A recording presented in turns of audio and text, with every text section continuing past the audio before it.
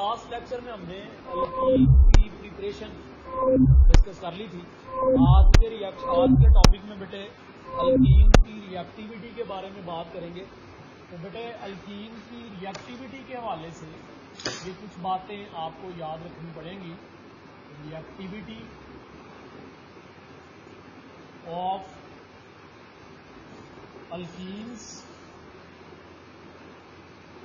असल में अल्कीन्स की जो रिएक्टिविटी है ये रिएक्टिविटी ऑफ डबल बॉन्ड के ऊपर निर्भर है, डिपेंड करती है।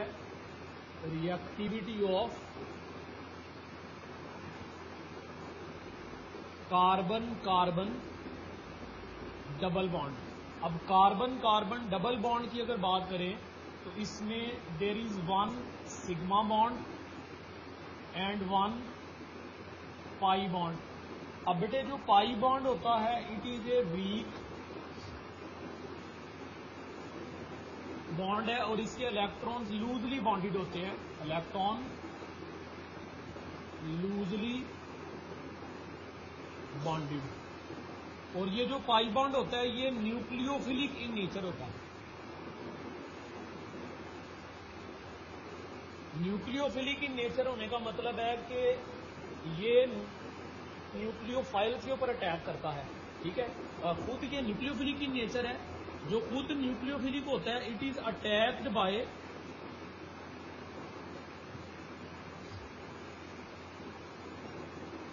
इलेक्ट्रोफाइल।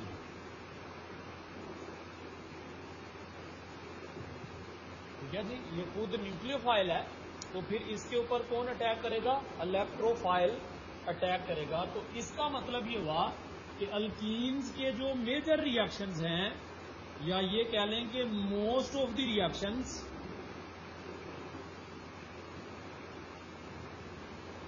Are electrophilic.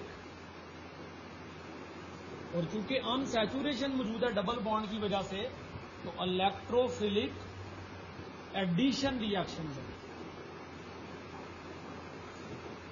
ठीक है जी, इलेक्ट्रोफिलिक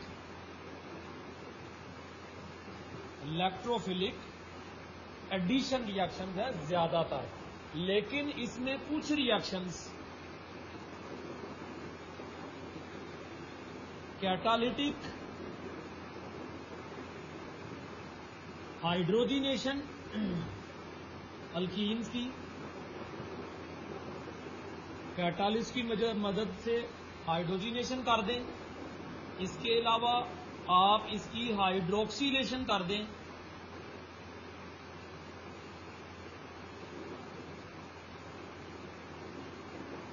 इसके अलावा इसकी आप पॉलीमराइजेशन कर दें।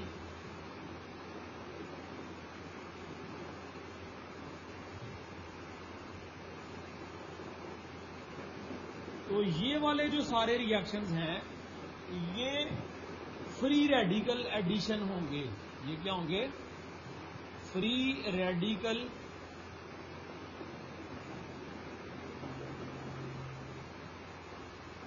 एडिशन। अगर आपको याद हो तो फ्री रेडिकल एडी के लिए मैंने सिंबल क्या यूज किया था?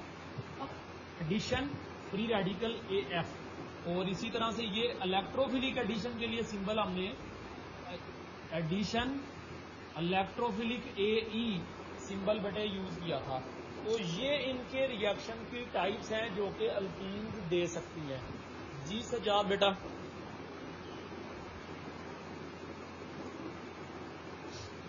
जी सजाद। सर बोर्ड ज्यादा ब्लर है सर। बोर्ड नहीं ठीक हो सकता आज। अच्छा, तो जैसा भी नजर आ रहा है वैसे ही गुजारा करें, बाद में तस्वीर मंगवा लीजिएगा। ठीक है सर। मेरी आवाज तो साफ है ना? Yes sir, yes. तो जो मैं लिख रहा हूँ बोल भी रहा हूँ तो सुनाई दे के तो पता चल रहा है? Yes sir. ज्यादा तेज भी नहीं बोल रहा मैं? Yes sir, yes. तो फिर वो सुन के लिख लें यार। नहीं भी लिखना तो तवज्जो से सुन के समझे चीजें। जो पॉइंट नोट करने वाला है वो सुन के आप छोटा छोटा पॉइंट नोट कर लें। बाकी सारा लेक्चर आपको तस्वीर मिल जाएगी, मुझे मैसेज कर दीजिए। ठीक है सर। जी आमिर बेटा बोले। सर हाँ, इलेक्ट्रोफाइल पहले इलेक्ट्रॉन डेफिशिएंट है, वो कैसे अटैक करेगा न्यूक्लियोफाइल के ऊपर? क्योंकि न्यूक्लियोफाइल तो इलेक्ट्रॉन डेफिशिएंट नहीं है ना। हाँ मेरी यार माइक फटाफट ऑफ कर देते हैं आप। पूरी बात सुन के समझ के मुझे बता के समझ आ गई है फिर ऑफ किया करो। तो बेटे मैं ये कह रहा हूं कि इलेक्ट्रोफाइल इलेक्ट्रॉन डेफिशिएंट है, न्यूक्लियोफाइल तो इलेक्ट्रॉन सफिशिएंट है ना। Yes sir. तो इलेक्ट्रॉन डेफिशिएंट स्पीशी किस पे अटैक करेगी? इलेक्ट्रॉन सफिशिएंट इलेक्ट्रॉन हासिल करने के। हाँ जी, तो न्यूक्लियोफाइल के पास है इलेक्ट्रॉन ज्यादा। यस सर है। तो इलेक्ट्रोफाइल फिर किस पे अटैक करेगा? न्यूक्लियोफाइल पे। हाँ, तो ये बात असूल के तौर पे याद रख लें कि इलेक्ट्रोफाइल जो है वो न्यूक्लियोफाइल पे अटैक करता है और न्यूक्लियोफाइल किस पे करता है? इलेक्ट्रोफाइल पे करता है। समझ आ गई बात बेटा? क्योंकि इलेक्ट्रोफाइल इलेक्ट्रॉनों की कमी वाली स्पीशी है, तो वो उसको अटैक करेगा जिसके इलेक्ट्रॉन ज्यादा है, और न्यूक्लियोफाइल ज्यादा इलेक्ट्रॉन वाली स्पीशी है तो वो उस पर अटैक करेगी जिसके पास इलेक्ट्रॉन कम है। ठीक हो गया आमिर बेटा? Yes sir. चले अच्छा जी, तो अब जरा ना हम लोग एक चार्ट बना लेते हैं। अल्कीन्स के रिएक्शन के हवाले से ना हमने जो बात करनी बेटा वो इथीन को एज एग्जांपल लेके करनी है, लेकिन उसके बाद फिर कुछ मजीद एग्जांपल जो है वो सेपरेटली क्वेश्चंस के तौर पे डिस्कस कर लेंगे। तो ये आपके पास इथीन है,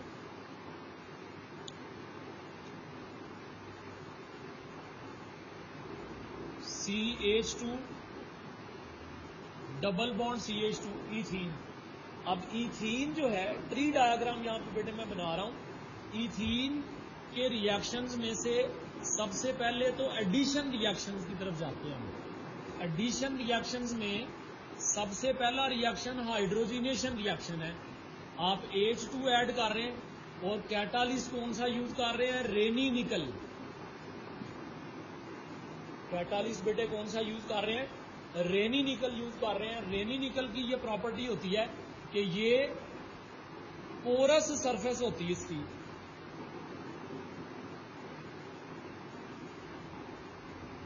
और इसके पोर्स के अंदर हाइड्रोजन इंट्रैप होती है,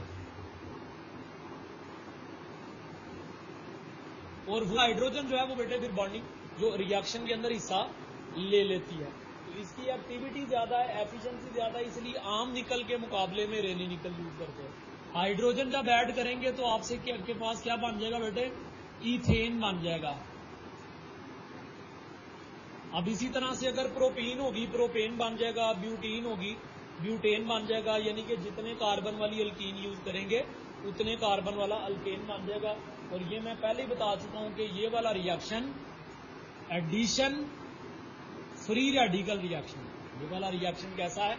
अब ये मैं साथ साथ ये लिख रहा हूंगा कि ये AF रिएक्शन है कि ये AE रिएक्शन है, इलेक्ट्रोफिलिक रिएक्शन है। अच्छा जी, एडिशन रिएक्शन में दूसरा जो फ्री रेडिकल एडिशन रिएक्शन है वो ऑक्सीजन को आप ऐड कर रहे हैं in the presence of silver oxide catalyst और 3 डिग्री सेल्सियस टेम्परेचर पे। इससे बेटे इपॉक्साइड बनते हैं, इससे इपॉक्साइड्स बनते हैं। इपॉक्सी ईथर्स भी आप इनको साइक्लिक ईथर्स कह सकते हैं। ये भी एडिशन फ्री रेडिकल रिएक्शन है। उसके बाद बेटे रिएक्शन आप करवाएंगे KMnO4 के साथ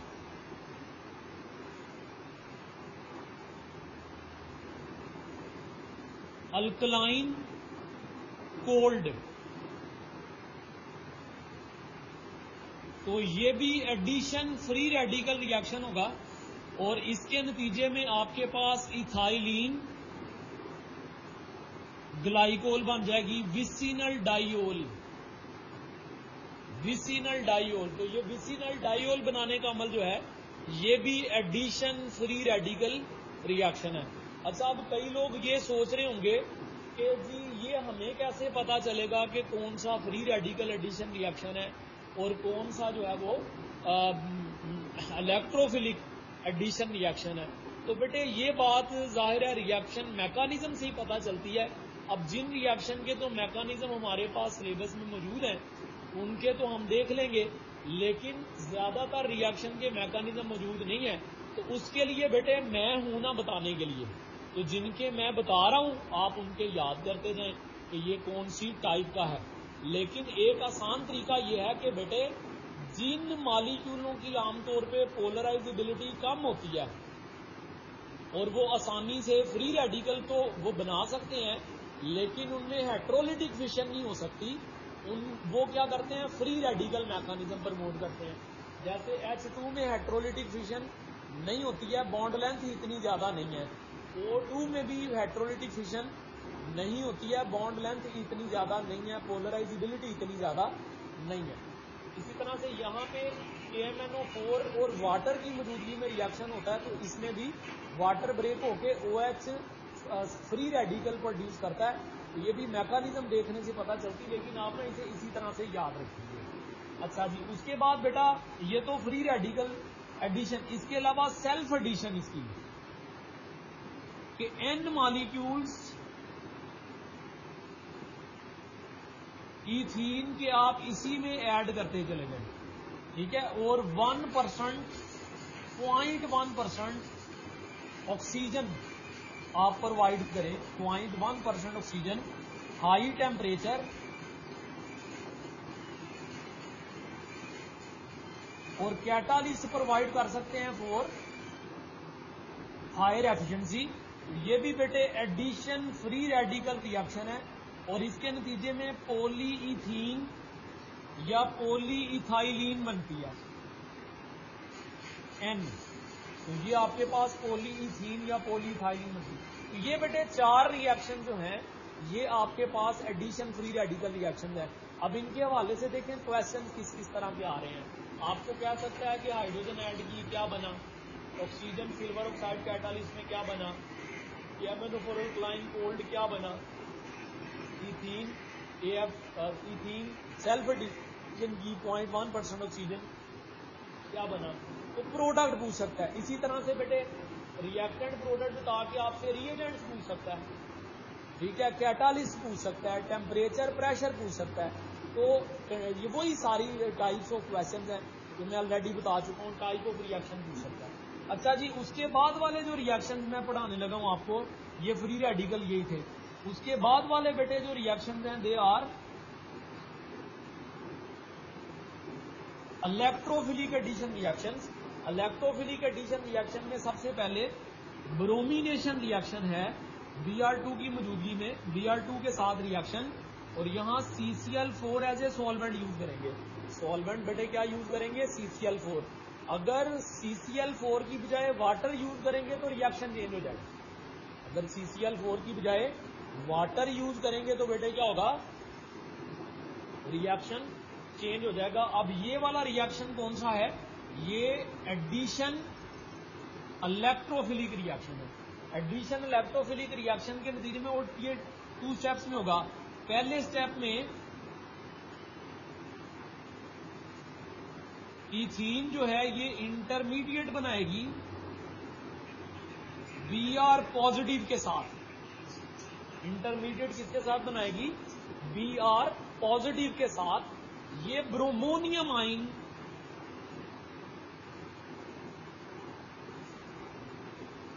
के साथ इंटरमीडिएट बना, ठीक है, और साथ इसके Br नेगेटिव आइन प्रोड्यूस होगा।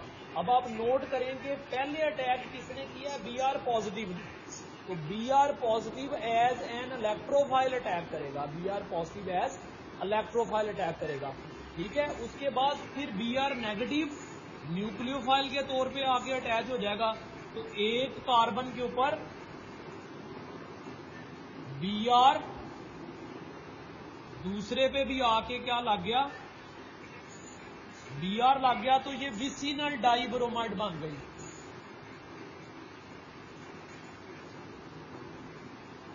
यहीं पर समझाने के लिए अगर मैं Br2 के साथ रिएक्शन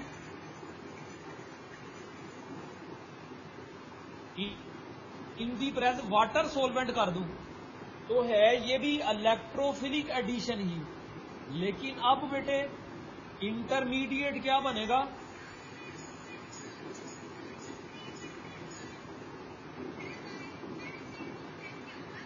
इंटरमीडिएट अब भी वही बनेगा। ठीक है, पहले ब्रोमोनियम आइन ही आके अटैक करेगा और उसके बाद इसके साथ OH नेगेटिव प्रोड्यूस होगा। वो OH नेगेटिव क्या करेगा, अब अटैक करेगा तो एक कार्बन के साथ Br लग गया, दूसरी कार्बन के साथ OH लग गया, तो ये हेलो हाइड्रिन बन गई। ये क्या बन गई, हेलो हाइड्रिन। तो ये वाला रिएक्शन भी बेटे कैसा है, इलेक्ट्रोफिलिक एडिशन रिएक्शन है। बेटे ये MCQ पास्ट में आ चुका हुआ है कि इथीन में जब ब्रोमीन ऐड होती है CCl4 की मौजूदगी में, तो जो इंटरमीडिएट बनता है उसका क्या स्ट्रक्चर है। ठीक है, बाकी प्रोडक्ट तो आ ही सकती है कि प्रोडक्ट क्या बनी। ठीक है, अब ये देखें यहां पर दो डिस्टिंक्शन हैं कि CCl4 हो तो प्रोडक्ट बनेगी विसिनल डाइब्रोमाइड, और अगर एक्वस ब्रोमीन के साथ रिएक्शन करेंगे तो हेलोहाइड्रिन बनेगी। ठीक है, तो इस तरह के बेटे रिएक्शंस जो कि एक ही रिएजेंट लेकिन डिफरेंट सोलवेंट या डिफरेंट कंडीशंस के साथ हो, बेटे ऐसे रिएक्शंस इंपॉर्टेंट होते हैं MCQ पॉइंट ऑफ व्यू से। वो ऑप्शन में सॉल्वेंट चेंज करके बेटे पूछ लेता होता है कि प्रोडक्ट क्या बनेगी। ठीक है जी। अच्छा, अब बेटे इसी तरह से आगे बात बढ़ाते हैं। ये तो आपके पास जहां तक रिएक्शन हो गए, उसके बाद भाई नेक्स्ट जो रिएक्शन है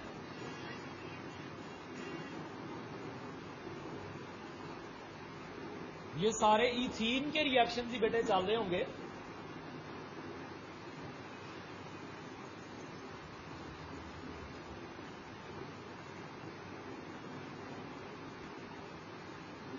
अभी कुछ देर बाद हम बेटे इससे रिलेटेड कुछ टेक्निकल MCQs भी करेंगे।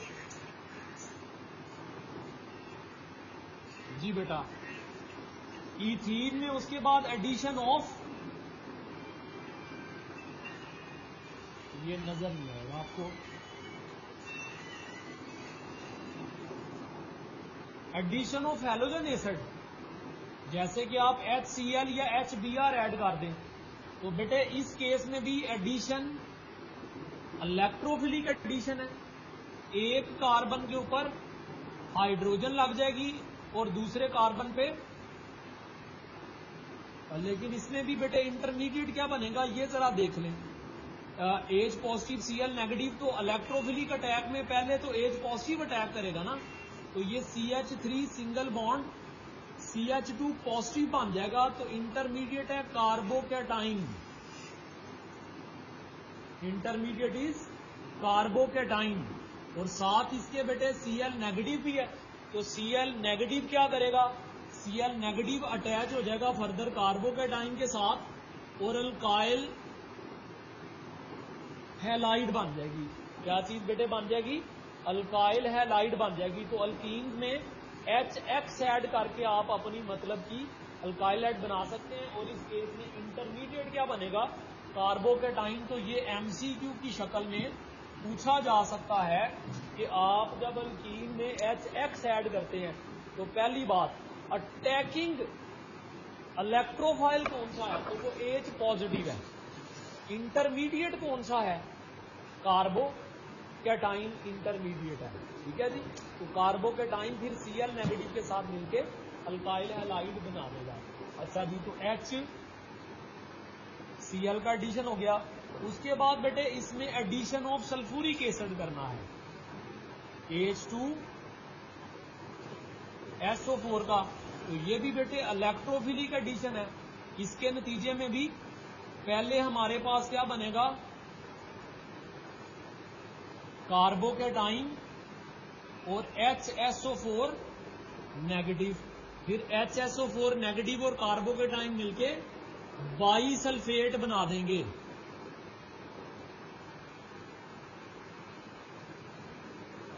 ठीक है। अब बेटे ये जो बाईसल्फेट होता है इसकी एक प्रॉपर्टी है, बाईसल्फेट की अगर हाइड्रोलिसिस कर दें वाटर के साथ रिएक्शन तो इससे एथानोल बन जाती है, अल्कोहल प्रोड्यूस होती है, अल्कोहल प्रोड्यूस होती है और सल्फ्यूरिक एसिड वापस निकल आता है।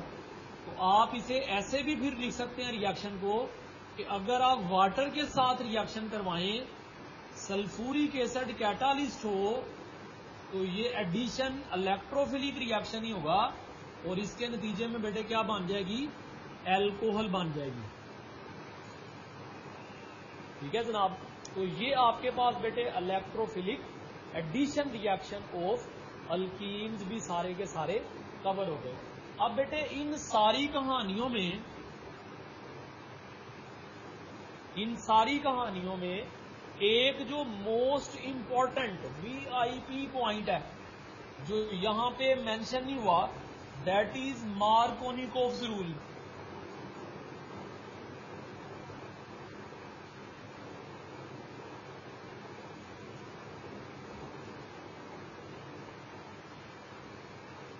जी बेटे क्या कहता है मार्कोनिकोव रूल और कहां अप्लाई होता है? मार्कोनिकोव रूल कहता है कि पहली बात तो ये अप्लाई होगा अनसिमेट्रिकल अल्कीन और पोलर रिएजेंट। जब कोई पोलर रिएजेंट या पोलर रिएजेंट को भी अनसिमेट्रिकल रिएजेंट ही कह दीजिए, जब कोई पोलर रिएजेंट या अनसिमेट्रिकल रिएजेंट किसी अनसिमेट्रिकल अल्कीन के ऊपर बेटे अटैक करेगा तो उसके नतीजे में तो वो किस रूल के अंडर गवर्न होगा? मार्कोनिकोव रूल के अंडर गवर्न होगा। और इसमें बेटे क्या होना है, negative part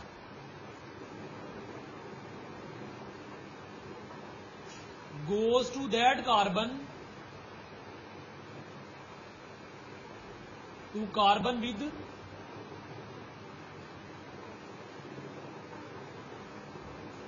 less hydrogens। Negative part उस कार्बन के पास जाएगा जिसके पास हाइड्रोजन कम है। अच्छा, अब इसमें ये बात याद रखिए कि पहले अटैक कौन करता है? फर्स्ट अटैक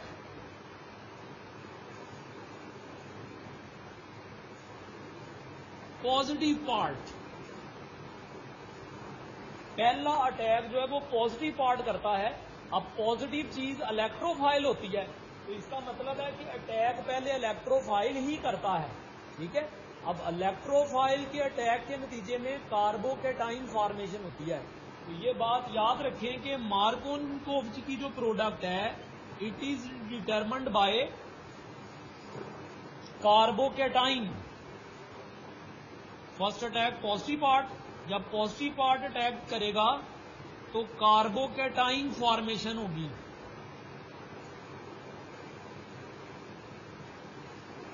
क्या चीज बेटे फॉर्मेशन होगी? कार्बोकेटाइन फॉर्मेशन होगी। ये मैं तस्वीर बेटे बनाने लगा हूं, जिसको भी चाहिए होगी वो काइंडली मैसेज करके तो मंगवा लीजिएगा। बाकी अभी हम ये कंटिन्यू ही रखेंगे बात।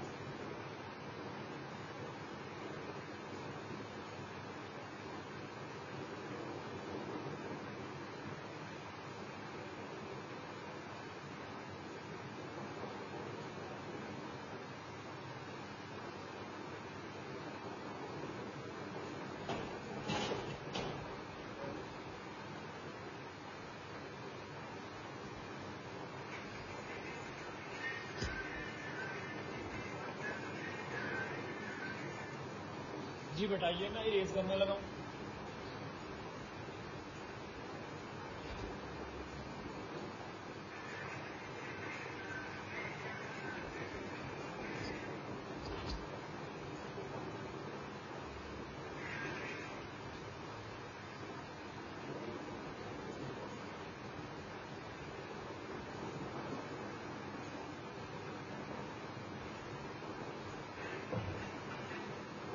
अच्छा जी, मार्कोनिकोव रूल ही कंटिन्यूड है।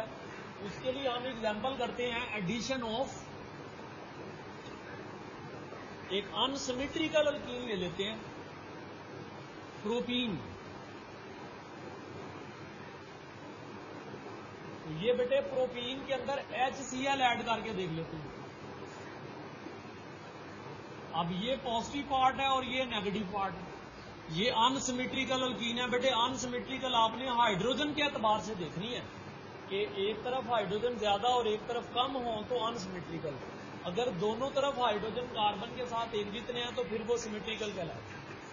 अच्छा जी, अब इसमें बेटे क्या होगा, सबसे पहले तो ये इलेक्ट्रोफाइल अटैक करेगा ना पाई बॉन्ड के ऊपर, तो उसके नतीजे में कार्बोकैटाइन बन जाएगा। अब देखिए यहां पे दो पॉसिबिलिटीज हैं कि या तो कार्बोकैटाइन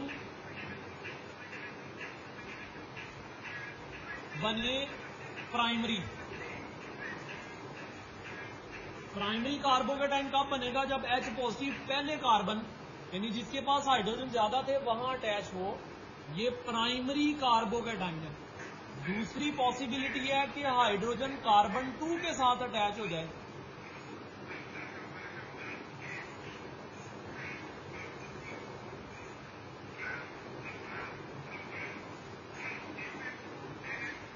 नहीं हाइड्रोजन जो है वो कार्बन 1 के साथ अटैच हो जाए,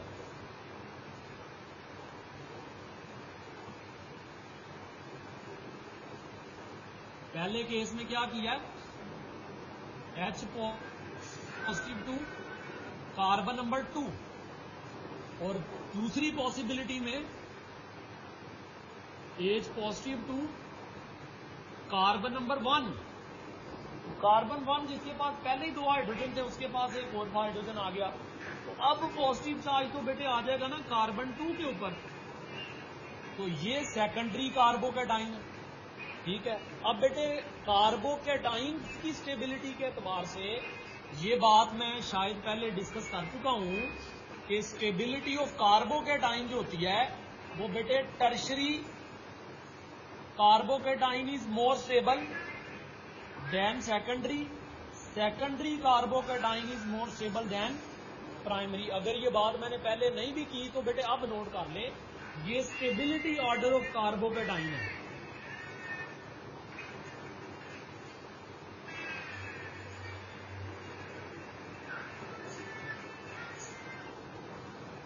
ठीक है, तो अब मुझे बता दें कि इन दोनों में से मोर स्टेबल कौन सा है। Of course secondary carbocation is more stable.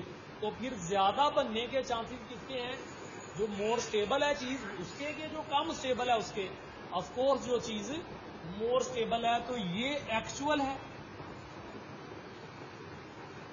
इसका मतलब है कि फिर ये वाली नहीं बनेगी। लेस लाइकली या इसे आप रॉन्ग कह दें, ये नहीं बनेगा। ठीक है, अब इसके साथ अगर क्लोराइड आइन आजाद हो गया तो सेकंड स्टेप में क्लोराइड आइन अटैच हो जाएगा। तो एक पॉसिबिलिटी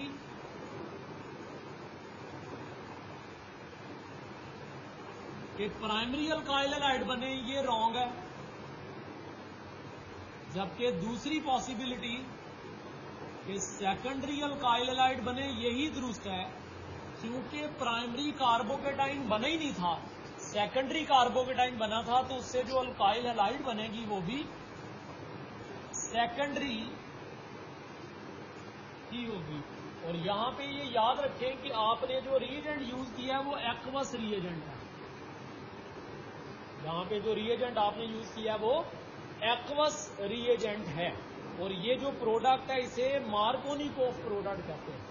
इस प्रोडक्ट को हम बेटे क्या कहते हैं, मार्कोनिकोव प्रोडक्ट इसको कहते हैं। ठीक है, ये मार्कोनिकोव रूल के मुताबिक होगी। जब एक्वस मीडियम में रिएक्शन हो रहा है तो मार्कोनिकोव रूल अप्लाई होगा। अब ये मार्कोनिकोव रूल बेटे दूर तक जाता है। इस तरह के सवालात जो हैं ये अक्सर ही आ जाते हैं कि आपको एक अल्कीन बता देता है, साथ आपको कोई पोलर रिएजेंट दे देता है और आपको कह देता है कि जी बताएं हम भला कि इसे प्रोडक्ट कौन सी बनेगी। ठीक है, फॉर एग्जाम्पल मैं आपको कहता हूं कि ये जी आपके पास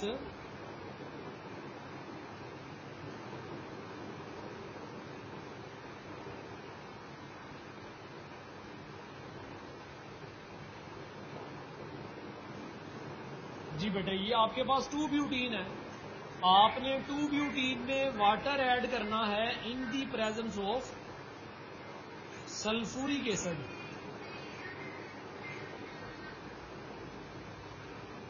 रिवर्सिबल रिएक्शन है, तो प्रोडक्ट क्या बनेगी? ऑप्शंस मैं लिख देता हूं। ऑप्शन ए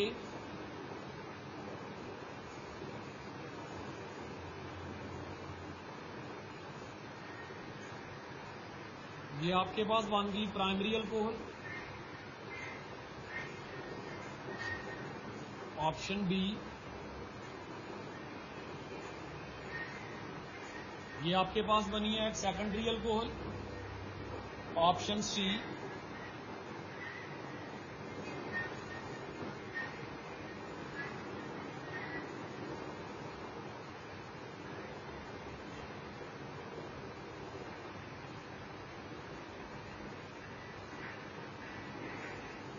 ये आपके पास बनी है। ऑप्शन डी आप बताएं बोथ बी एंड सी कर दें। तो बेटे कौन सा जवाब दुरुस्त है? कोई भी बता सकता है। जी फरहान अली बोले। जी बेटा सर डेल्टा। डेल्टा सही है, क्यों? सर मार्कोनिको रूल के मुताबिक। और मार्कोनिको रूल के मुताबिक नहीं बेटे, ये मार्कोनिको रूल अप्लाई ही नहीं होगा इस पे। फरहान भाई यस इसके ऊपर मार्कोनिको रूल अप्लाई ही नहीं होना, तो इसलिए चाहे कार्बन इस साइड पे OH अटैच हो जाए, चाहे इस साइड पे OH अटैच हो जाए, प्रोडक्ट सेम ही बन रही है। ठीक है, ये भी 2 ब्यूटानोल है और ये भी 2 ब्यूटानोल है। मार्कोनिको रूल पे नहीं अप्लाई होगा। अल्कीन है ना, अल्लाह आपका भला करे। Okay sir. क्या हो गया? थोड़ा सा मैंने धोखा दिया तो आप फौरन ही धोखा खा गए हो। इस पे मार्कोनिको रूल अप्लाई ही नहीं होना। तो ये देखें, ये सिमेट्रिकल अल्कीन है। 2 ब्यूटीन इज सिमेट्रिकल। तो सिमेट्रिकल के ऊपर तो मार्कोनिको रूल अप्लाई नहीं होता।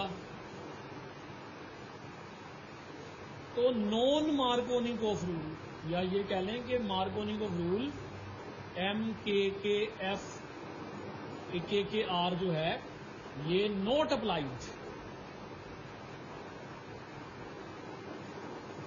तो आप दोनों कार्बन में से जिसके पास मर्जी OH लगा दें, जिसके पास मर्जी H लगा दें, दोनों केसेस में सेम इक्वेशन आपके पास रहेगी और 2 ब्यूटानोल ही बनेगी। तो असल में मैं यही आपको इसी तरफ लाना चाह रहा हूं कि इस तरह के अब सवालात आ जाते हैं कि आपको रिएक्टेंट बता देता है और पूछ लेता है कि इनमें से किसके ऊपर मार्कोनिको रूल अप्लाई होगा और किसके ऊपर मार्कोनिको रूल अप्लाई नहीं होगा। तो ऑप्शन ए हम लिख देते हैं जी कि 1 ब्यूटीन। ऑप्शन बी है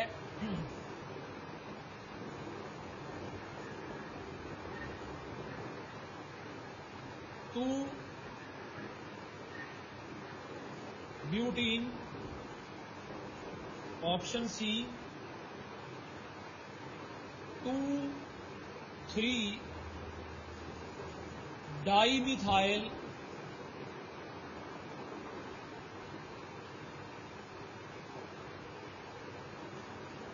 ब्यूटीन। और ऑप्शन डी 2 पेंटीन। और बताना है आपने कि किस पे मार्कोनिकोव रूल अप्लाइज ऑन। इनमें से सी एग्जाम्पल है 25। कौन सी एग्जांपल है जिसपे मार्कोनिकोव रूल अप्लाई हो रहे हैं? आपकी क्लास का मैं पता नहीं चलता कि किसी दिन 35-40 होते हैं, किसी दिन 20-25। मेरा ख्याल है 100 के ही नहीं उठते आप लोग। चलो खैर, इसका जवाब तो बताओ।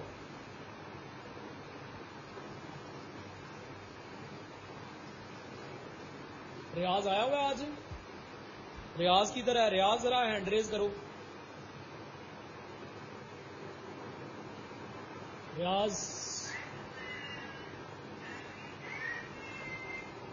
नहीं, कोई नहीं। चलो यार खान से पूछ लेते हैं। जी यार खान। Alpha sir. हाँ जी बिल्कुल अल्फा। कैसे पता चला? 1 ब्यूटेन सर। हाँ जी 1 टर्मिनल अल्कीन्स के ऊपर हमेशा ये रूल अप्लाई होता है। टर्मिनल अनसब्स्टिट्यूटेड अल्कीन पे ये रूल हमेशा अप्लाई होगा। 2 ब्यूटीन के केस में ये ऑलरेडी मैंने बता दिया। 2,3 डाई मिथाइल का जरा स्ट्रक्चर तो लिखें। 4 कार्बन, यहां डबल बॉन्ड, 1 मिथाइल ग्रुप इधर, 1 मिथाइल ग्रुप इधर। तो ये भी नोट करें, सिमेट्रिकल अल्कीन बन गई। ये भी क्या बन गई? सिमेट्रिकल अल्कीन बन गई। तो इसके ऊपर भी मार्कोनिकोव रूल अप्लाई नहीं होगा। इस तरह से 2 पेंटीन के केस में भी ये वाली जो कार्बन है दोनों के पास एक एक हाइड्रोजन प्रेजेंट है, तो इसके ऊपर भी मार्कोनिकोव रूल अप्लाई नहीं होगा।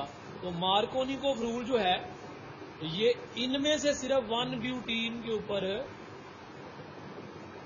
अप्लाई होगा। ठीक है जी। तो बेटे इस तरह के सवाल भी आ सकते हैं। तो या प्रोडक्ट की प्रिडिक्शन के सवाल आ सकते हैं, या फिर आपसे ये पूछा जा सकता है कि कौन सी रिएक्टेंट के ऊपर मार्कोनिकोव रूल अप्लाई होगा, किसके ऊपर मार्कोनिकोव रूल अप्लाई नहीं होगा। ठीक है जी। अब इसके बाद जो नेक्स्ट पॉइंट हम डिस्कस करने लगे हैं अल्कीन्स के हवाले से ही है, वो बेटे अल्कीन्स की क्लीवेज, डबल बॉन्ड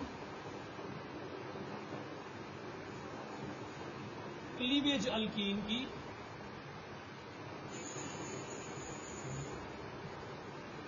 अल्कीन में आप डबल बॉन्ड को तोड़ें और कार्बन चेन ही तोड़ दें। डबल बॉन्ड क्लीवेज का मतलब है कि आप कार्बन चेन को ब्रेक ही कर दें। डबल बॉन्ड क्लीवेज 2 तरीकों से हो सकती है। एक होती ओजोनोलाइसिस। ओजोनोलाइसिस में हम क्या करते हैं कि ये आपके पास अल्कीन है, आप इसमें ओजोन ऐड करके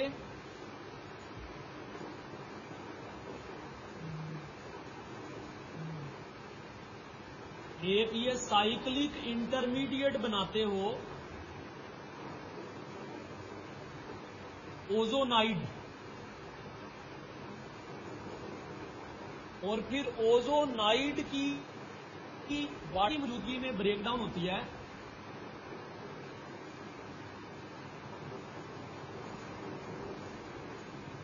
और जिंक यहां पर यूज करते हैं, तो ये यहां से ब्रेक होगा।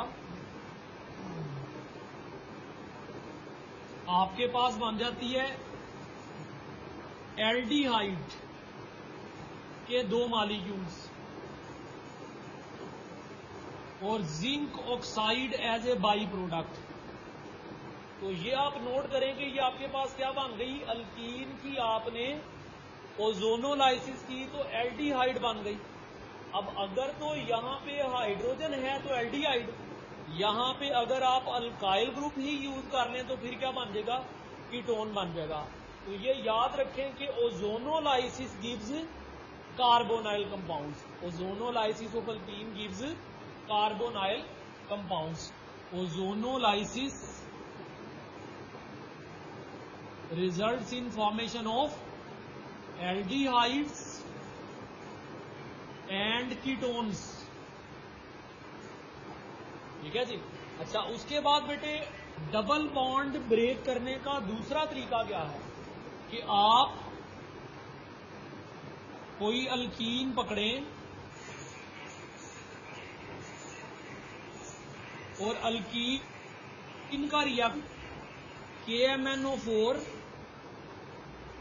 एसिडिफाइड के साथ हीट कर दें आप इसे, तो अब यहां से बॉन्ड ब्रेक हो जाएगा डायरेक्ट, और इसके नतीजे में कार्बोक्सिलिक एसिड प्रोड्यूस होंगे। अगर सिमेट्रिकल है तो एक ही जैसे दोनों कार्बोक्सिलिक एसिड, अगर अनसिमेट्रिकल कीन है तो दो डिफरेंट तरह के कार्बोक्सिलिक एसिड। और बैलेंस करने के लिए यहाँ पे 4 एटॉमिक ऑक्सीजन आप पुट कर सकते हैं। ठीक है, अब जरा ये नोट करें, ये भी एक डिस्टिंग्विशिंग किस्म का रिएक्शन आ गया कि आपने क्लीवेज ओजोन के साथ करवाई है तो एल्डिहाइड कीटोन, लेकिन K4 एसिडिफाइड के साथ हीट करके करवाई है तो कार्बोक्सिलिक एसिड प्रोड्यूस होंगे। ठीक है जी। अच्छा, अब ये डिस्टिंग्विशिंग एक और है कि अगर हीट करके कर रहे हैं तो क्लीवेज हो रही है, अगर आप कोल्ड के साथ करते हैं तो फिर हाइड्रोक्सिलेशन होती है। हीट करते हैं तो क्लीवेज, कोल्ड के साथ हाइड्रोक्सिलेशन। बेयर्स टेस्ट आपने पढ़ा भी था, बेयर्स टेस्ट आपने पढ़ा भी था। तो ये बेटे इसके साथ ये भी रिएक्शन कंप्लीट हो गए। अब आपको कुछ एमसीक्यूज इस तरह के करेंगे जिसमें ये डबल बॉन्ड क्लीवेज के हवाले से प्रिडिक्टिव किस्म के एमसीक्यू जो हैं ये बेटे पेपर में आ जाते हैं, तो वो जरा देखते हैं हम।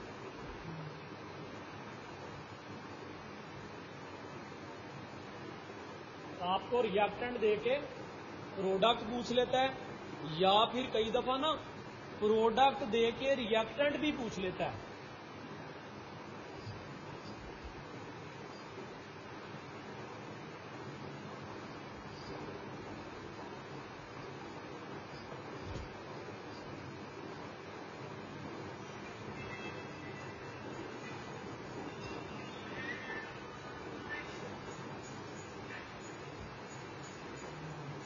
ये ओजोनोलाइसिस रिलेटेड ही एमसीक्यूज हैं।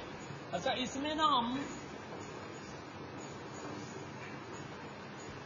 पहला जो एमसीक्यू है वो related to prediction of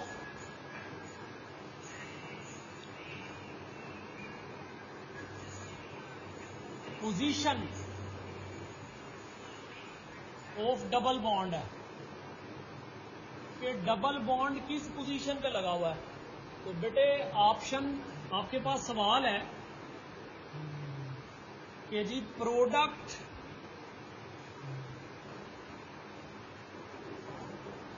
of ozonolysis is pure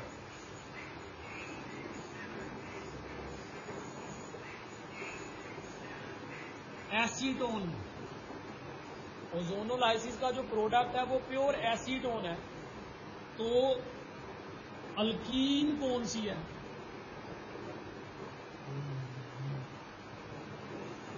involved is, कौन सी अल्कीन की आपने ओजोनोलाइसिस की है? ऑप्शन ए आपके पास आ जाती है 2-ब्यूटीन, ऑप्शन बी 2-पेंटीन, ऑप्शन सी 2,3-डाईमिथाइल,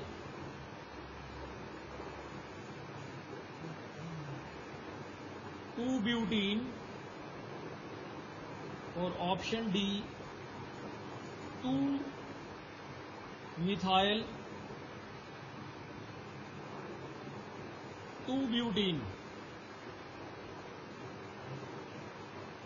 जी बेटा, कोई बताना चाहे जवाब इसका? यार खान,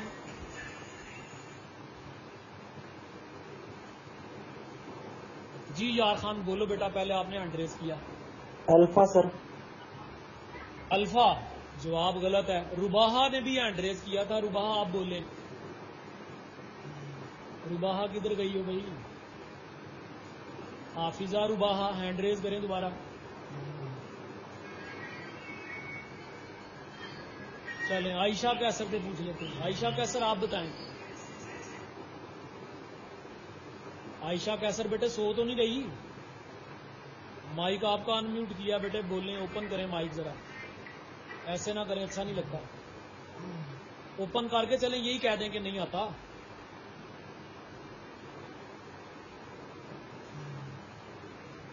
चले, उन्होंने क्लास ही छोड़ दिया। चलो फरहान अली से पूछ लेते हैं। फरहान अली बोलो। तो चार्ली होगा।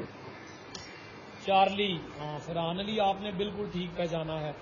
देखिए इसका तरीकाकार बड़ा आसान है, जिन लोगों को समझ नहीं आई ना, तरीकाकार बड़ा आसान है। देखिए प्रोडक्ट देखना क्या है, प्रोडक्ट एसीटोन है। प्योर एसीटोन का मतलब है कि दोनों मॉलिक्यूल एसीटोन के ही बने। प्योर एसीटोन का क्या मतलब है, दोनों मॉलिक्यूल एसीटोन के बने। आपने करना क्या, आपने ना जो भी प्रोडक्ट बनी है ना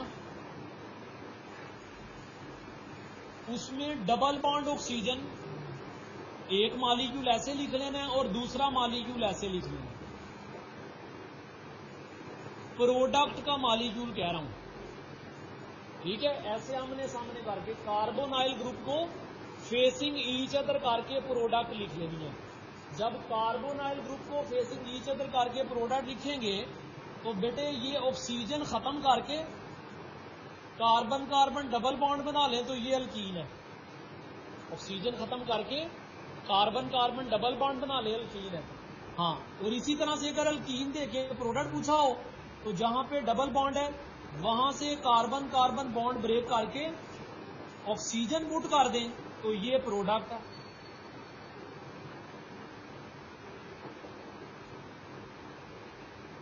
अब प्रोडक्ट से रिएक्टेंट कैसे प्रिडिक्ट करना है और रिएक्टेंट से प्रोडक्ट कैसे प्रिडिक्ट करना है, ये हो गया आसान। अब ये प्रोडक्ट था, ऑक्सीजन खत्म की, डबल बॉन्ड आ गया, तो ये आपके पास अब अल्कीन आ गई, तो इसका नाम रख लें 1 2 3 4। तो 2 पे मिथाइल, 3 पे मिथाइल, 2 पे डबल बॉन्ड, तो 2 3 डाई मिथाइल 2 ब्यूटीन आपके पास आ गई। तो इस सवाल का जवाब तो चार्ली है। अब just for the sake of practice जरा डेल्टा का बोले हाँ कि क्या बनेगा। डेल्टा है 2 मिथाइल 2 ब्यूटीन, तो इस केस में आपके पास ये बेटे 2 मिथाइल 2 ब्यूटीन है। तो अब यहां से बॉन्ड ब्रेक करेंगे तो आपके पास एक क्या बन जाएगा, C डबल बॉन्ड हो CH3 CH3, और दूसरा क्या बन जाएगा, C डबल बॉन्ड हो, एक हाइड्रोजन लगा और एक CH3। तो इस केस में प्रोडक्ट है एसीटोन और एसीटल्डिहाइड, यानी कि इस केस में प्रोडक्ट प्योर है ही नहीं। इस तरह 2 पेंटीन के केस में भी प्रोडक्ट प्योर नहीं होगा क्योंकि एक तरफ 2 कार्बन है, एक तरफ 3 कार्बन है। 2 ब्यूटीन दोनों तरफ 2-2 कार्बन है, तो इस केस में 2 ब्यूटीन से एसीटल्डिहाइड बन जाएगी, एथानल प्योर बनेगी। तो अब अल्फा के केस में प्योर प्रोडक्ट बन रही है, चार्ली के केस में प्योर प्रोडक्ट बन रही है, बीटा और डेल्टा के केस में प्रोडक्ट प्योर बन ही नहीं गई। बेटे बिल्कुल इसी म्यार के, इसी प्रकार के सवाल इस क्लीवेज में भी हो सकते हैं कि आपको कार्बोक्सिलिक एसिड बता के अल्कीन पूछ ली जाए या अल्कीन बता के कार्बोक्सिलिक एसिड पूछ लिया जाए। अब बेटे एक और सवाल जरा देखिएगा, इस तरह के सवाल तो अब आप कर ही लेंगे। अब एक और सवाल है, ये अब सिंपल सा सवाल ही है। ऑप्शन ए, टू लोकेट, बल्कि नहीं रिएक्शन लिखते हैं ozonolysis. Option B bromination.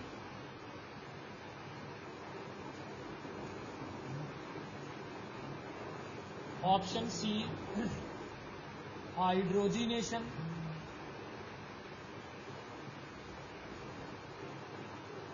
And on D hydro halogenation.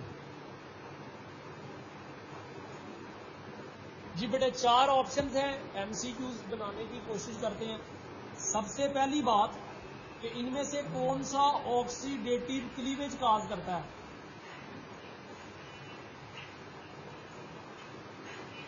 इनमें से कौन सा रिएक्शन है जो ऑक्सीडेटिव क्लीवेज काज करता है। जी आयशा कैसर आप वापस आ गई, मुझे आपसे जवाब लेना। जी खोले माइक।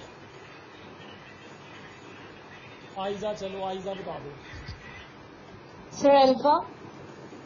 हाँ जी, ऑक्सीडेटिव क्लीवेज अल्फा है। इतना आसान आयशा ने फिर भी मेरा ख्याल है जानबूझ के आप माइक ओपन नहीं कर रहे, ये दुश्मनी मेरे साथ है। चलें खैर, मर्जी है जी। बेटे अगला सवाल है कि इनमें से कौन सा रिएक्शन है जो to locate double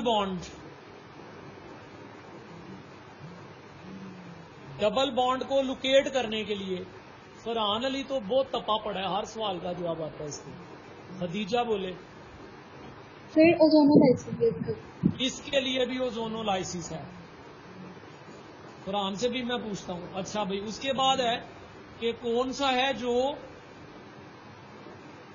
find out या as a test for unsaturation. Unsaturation के टेस्ट के तौर पे। अब सायरा से पूछते हैं। जी सायरा। Bromination sir. ब्रोमिनेशन, शाबाश सायरा। अच्छा भी, उसके बाद फिर आ जाएगा कि कौन सा सेबाटायर सिंडरेंस reaction.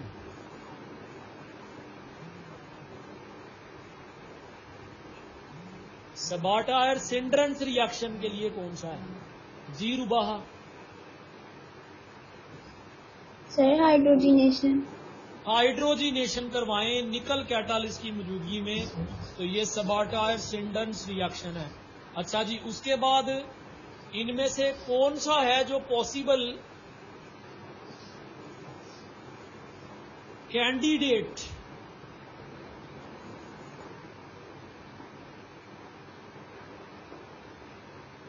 For Markovnikov rule addition. जी बेटे, कौन सा रिएक्शन है जिसमें मार्कोनिकोव रूल के लिए पॉसिबली ऐड हो सकता है? तो ये बेटे खदीजा को इसका जवाब आता है। आंसर इसका बहरहाल हाइड्रो हेलोजिनेशन है, जो कि अनसिमेट्रिकल रिएजेंट ऐड करने वाला है। तो डेल्टा ऑप्शन बेटे इसके अंदर आ गई। अच्छा जी, अब इसी प्रकार पे फर्दर सवालात मैं पूछूंगा। जी फरहान अली। अच्छा,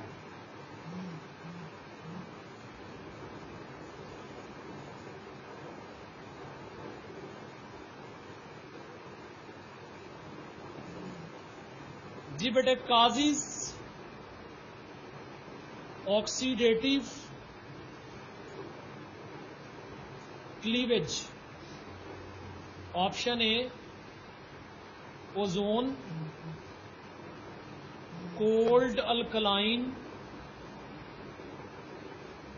KMnO4, hot acidified KMnO4, catalytic oxidation. जी खदीजा।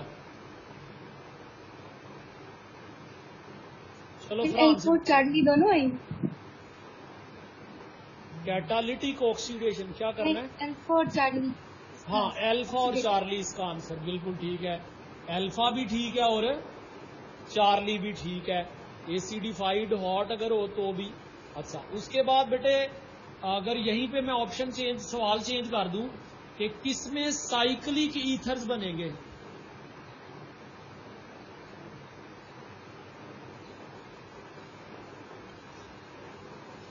जी फरहान अली, कौन सी ऑप्शन है जो साइक्लिक ईथर्स बनाएगी? फरहान अली, अब देखो अपनी मर्जी से हैंड रेज करते हो, मेरे कहने पे नहीं कर रहे। आगे हाँ भाई, मुझे पता आपको इसका जवाब आता है, बताओ।